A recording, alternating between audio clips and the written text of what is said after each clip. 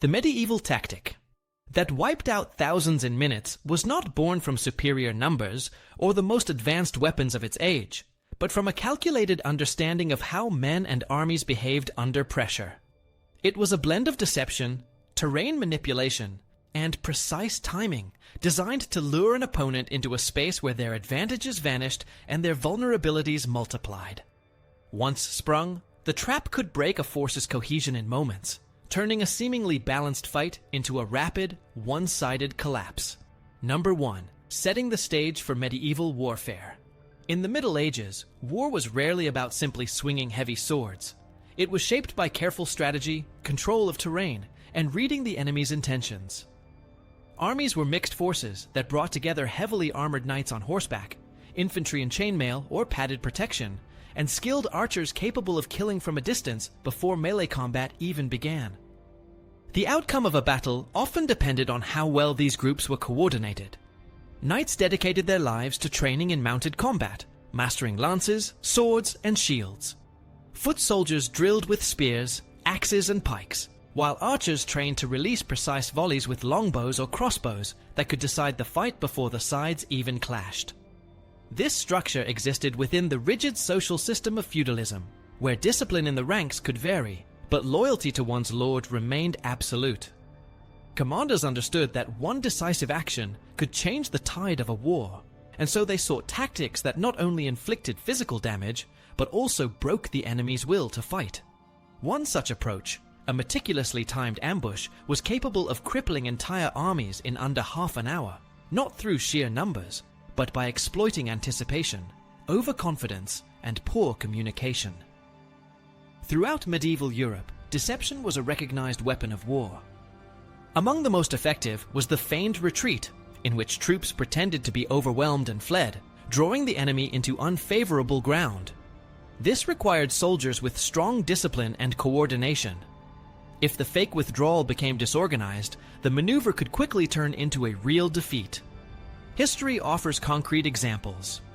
In 716, Charles Martel used a false retreat at the Battle of Amblève to pull his opponents from a strong position, only to counterattack once they were committed, inflicting heavy losses. Similarly, at the Battle of Lechfeld in 910, Hungarian light cavalry experts in mounted archery used staged retreats to break apart German formations and lead them into traps where they could be destroyed. Other cultures refined the same principle.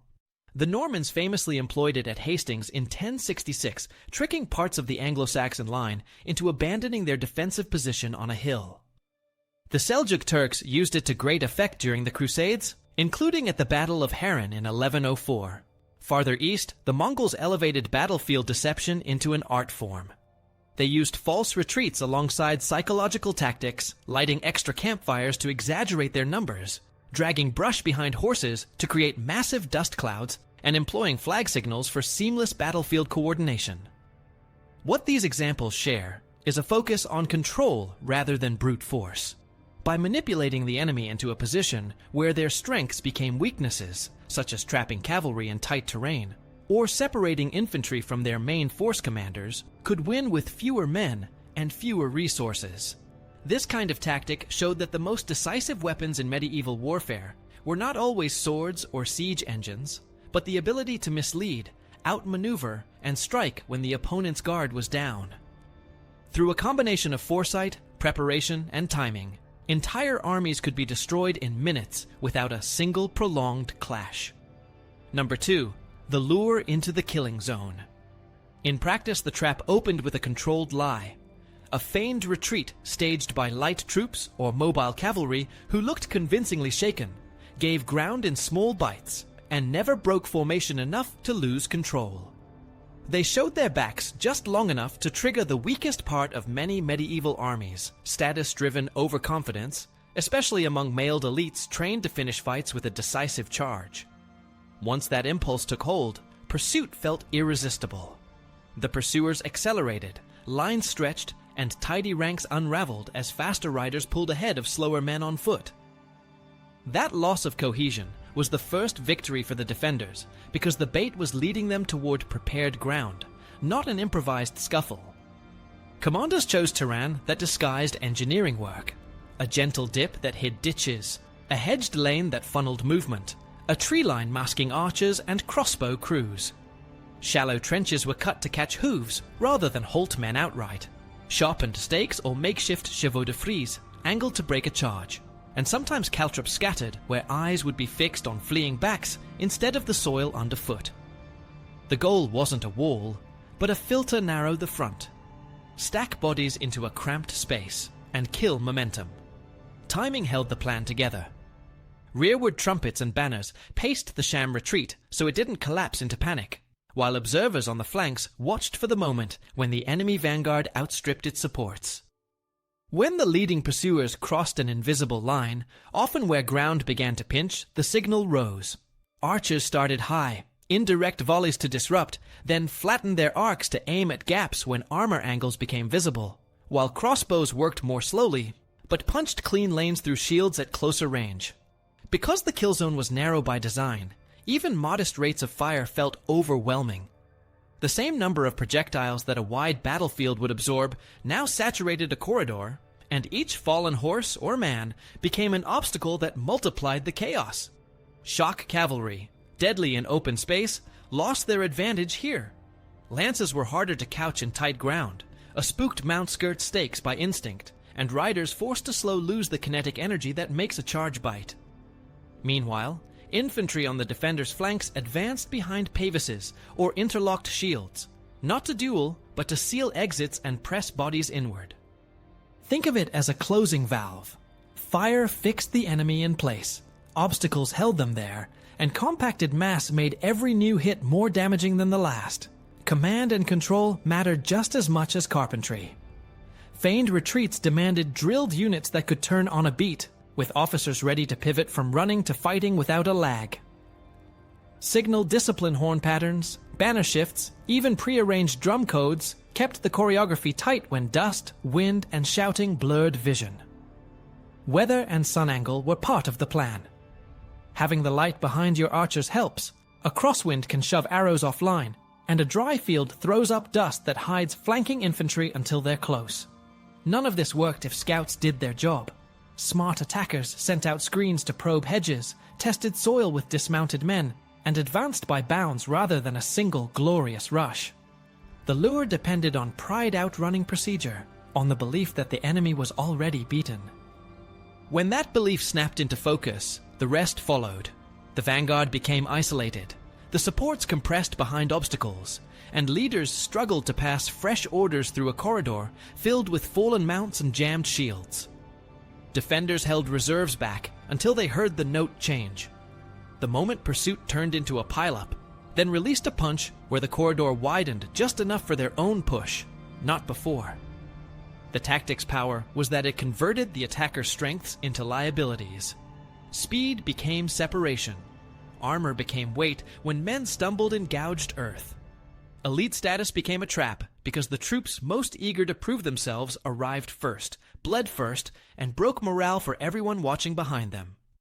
In medieval warfare, where news traveled by eyesight and rumor, those seconds mattered more than tons of steel.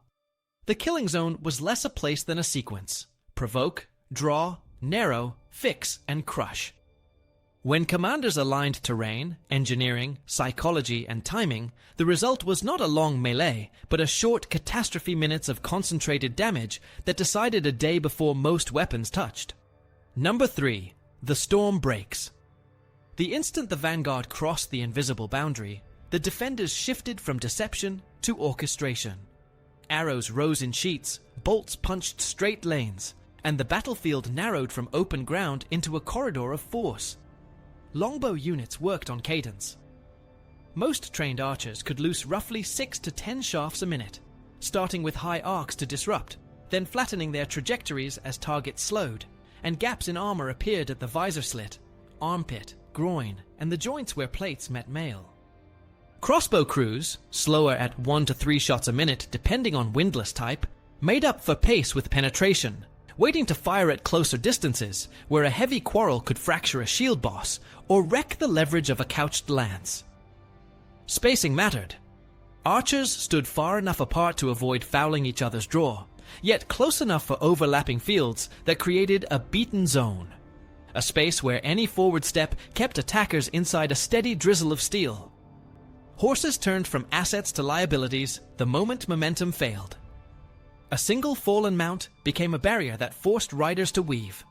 A second and third created a chicane that killed speed. And speed was the only reason a charge worked.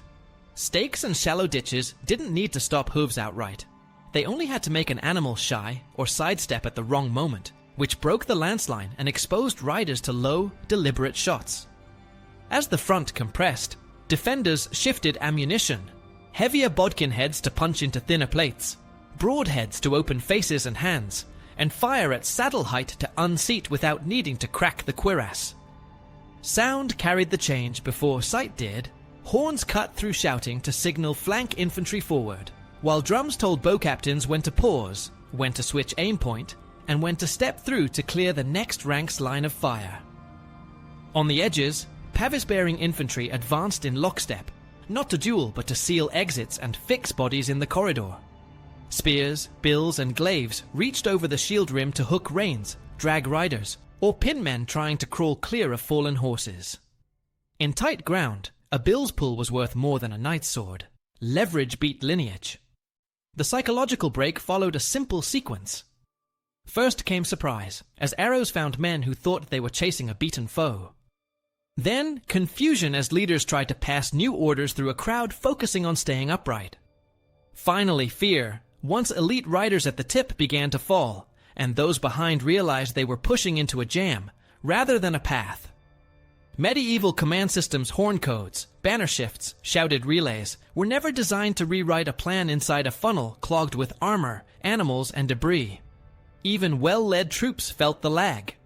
By the time a halt order reached the rear, the front line had already absorbed another volley, another stumble, another shock from the flanks. Terrain multiplied every error. A crosswind nudged arrows into a sideways scythe. The afternoon sun flashed off helm rims and blinded riders trying to pick a line. Dry weather threw dust that hid the closing wings until they were close enough to press shield to shield. Mud turned the fallen into anchors.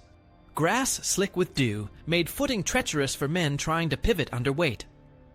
Defenders kept reserves until the sound changed, the churn of hooves giving way to the clatter of stalled gear, then released a tight push where the corridor widened for them, but not for the trapped. None of this required extraordinary numbers, only the ability to stack small advantages, manage cadence so there was never a lull, hold angles that punished any turn, and coordinate infantry so escape routes stayed closed. The tactic was lethal because it smothered cognition as much as movement. Men busy dodging hooves and shafts could not absorb new orders, could not reform ranks, could not see that stopping, not surging, was the only path out. Once the front cracked and the first standard dipped, morale folded backward faster than any messenger could run, and minutes, not hours, decided the day. Number 4. Why it worked for centuries. The tactic endured because it exploited constants of medieval warfare that hardly changed from the age of mailed horsemen to the rise of disciplined pike and shot. First, it turned culture into a weapon. Knightly ethos prized decisive pursuit and personal valor, so when an enemy appeared to break, elite riders felt obliged, socially and strategically, to finish the job. That expectation layered pride onto momentum, and momentum is exactly what a well-timed lure converts into separation. Fast cavalry surges ahead, infantry lags, commanders lose the ability to control the leading edge, and a coherent battle plan fractures into unconnected pushes. Second, it punished the period's communication limits.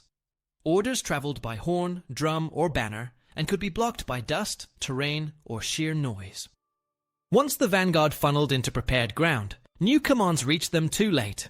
Even a perfect signal could not cut through a corridor, clogged with fallen mounts, wagons, and men, trying simply to stay upright. Third, it multiplied modest engineering into catastrophic effect. Stakes and shallow ditches did not need to stop a charge outright. They only had to force small course corrections at speed.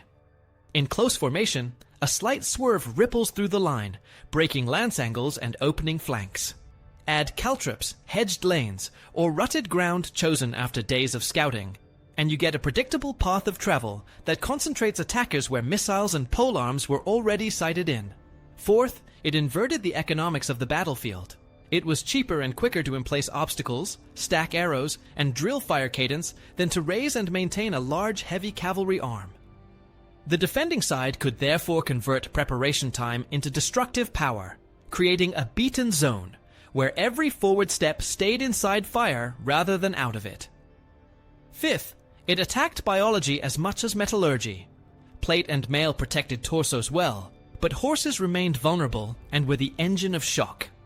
Once a mount balked, stumbled, or fell, the rider's advantages vanished. In the crush of a narrowed front, blades with reach and hook spills, glaives and poleaxes excelled at pulling men down or prying open gaps, and that sort of methodical attrition favored steady infantry more than glamorous charges. Sixth, it harnessed weather and time. Rain turned ground to suction, robbing cavalry of speed. Heat drained men and animals and amplified thirst, decisive on dry hills and long approaches. Low sun hid flanking movement and blinded pursuers at critical angles. Because medieval armies often marched hungry, tired, and dispersed, a trap sprung near day's end hit troops already degraded by the road. Seventh, it preyed on the structure of feudal forces. Lords brought retinues loyal to them first, and the army second, making it hard to impose uniform march discipline or deny ambitious captains their moment of glory. In that environment, a feigned retreat didn't just fool a unit, it tempted rivals into premature pursuit, creating the very gaps the defenders needed. Eighth, it exploited reconnaissance failures. Good screens probe hedges, test soil, and report obstacles. Bad ones chase skirmishers and vanish. Medieval scouting was uneven, and when light cavalry was absent, ignored, or outrun by eager heavy riders, the defenders' prepared ground remained unseen until the front wheel locked into it. Ninth, it weaponized morale as a fast-moving contagion. Medieval battles did not usually end in annihilation. They ended when one side believed it had lost. The trap compressed shock, so there was no long period of doubt, only a quick sequence. Surprise under arrow storm, confusion in blocked lanes, then the sight of high-status fighters at the tip going down. That visual, more than any casualty ledger, broke the rest. Panic needs only a few seconds of proof.